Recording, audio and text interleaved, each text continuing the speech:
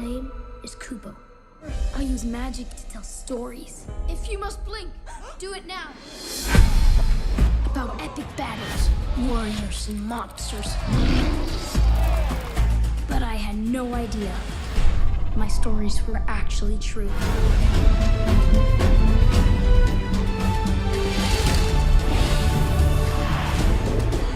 What was it like working on this project? Because usually these projects, they take such a long time to do. They do. The pace of a stop-motion film is glacial. It took us 5 years to make this movie. For the first couple of years, you're developing the characters and the story and the world, and then the actual shoot takes about 2 years to do. So it takes a long time going. An animator on a typical week will do anywhere from 3 to 5 seconds of footage, and so it takes a long time. And with this film in particular, it's by far the most ambitious thing that we've ever taken on. We've never done a big fantasy before, and probably for good reason, because it turns out they are really, really hard. But I'm really happy the way the film came together. I think it's just a lovely film. Do you have like a favorite scene, like of yours? You know what? You pour so much of yourself into these movies, and so there's, basically every scene I love, there's a part of myself in it. But the scene that I really love is that the first time where we see our heroes come together. Kubo, who's kind of a samurai in the making, Monkey, which is a savage sword-wielding snow monkey, and Beetle, this big, brawny, befuddled man-bug who may or may not be a samurai. When they come together as this makeshift family and face off against these monsters, the first one is this big, giant skeleton monster. I love kind of the Indiana Jones quality of that, just the fun adventure with peril and action and humor, and I think that's one of my favorite scenes in the whole film. And what's the whole thing? Because I noticed with Coraline and also with this, there's a whole thing with eyes. What is all that about? Yeah, maybe we're obsessed with some weird eye thing.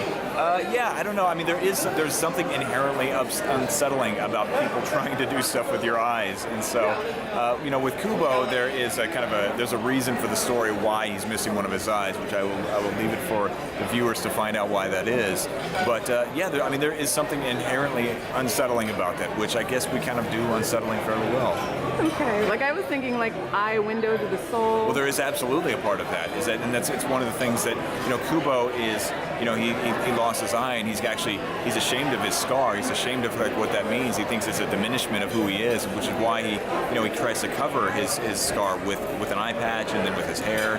And over the course of the film, he realizes what we all realize is that when you go through pain and trauma, a scar isn't just a symbol of pain; it's a symbol of healing. And over the course of the film, it's something that he learns. Do you think like this film has anything? Because there's been a lot of problems.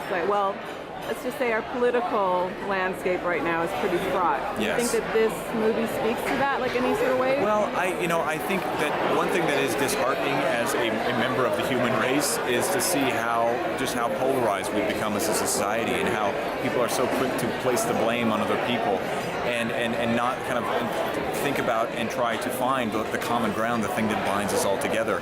One of the things I think that art and stories do better than anything is it reminds us of that shared connectivity that we all have. I think art and stories can allow us to see the world through someone else's eyes, allow us to experience someone else's story as if it were ours. That's what art does, that's what music does. It crosses over cultural barriers, it crosses over time, it crosses over place, and it binds us together. It's one of the few things that can do that. And I think that if people can be more empathetic and understanding that at the core of this film is a plea for forgiveness and for compassion and for mercy and for empathy. And I think if more people were to think that way, I think we'd be a better world. Well said. Thank you so much. Thank you. I came with my niece and nephews and brother, and I thought the movie was fantastic. It was great. The young one was a little scared in the beginning, but he got past it real fast. But it was really sweet, nice storyline. I enjoyed it. With your character on Empire, what do you think she would enjoy this movie with her kids? I don't know. Well, you know what? Actually, Carol, at this time, maybe, possibly. I think she would love taking her children to see this kind of movie for sure. Is there a character in this that you identify with the most? I love the mother, the monkey. I feel like just being that protector, and I feel like I identify with her. Claim your birthright, Kubo.